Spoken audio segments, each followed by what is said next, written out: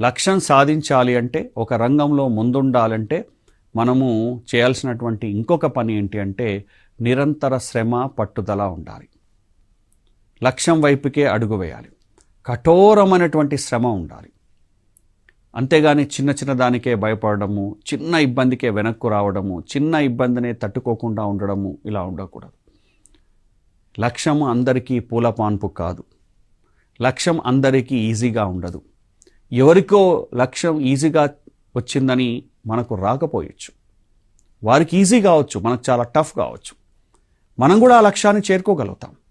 వాళ్ళు తొలి ప్రయత్నంలోనే వెళ్ళారు, మనం 2, 3, 4, 5వ ప్రయత్నంలో అయినా పోగలుగుతాం.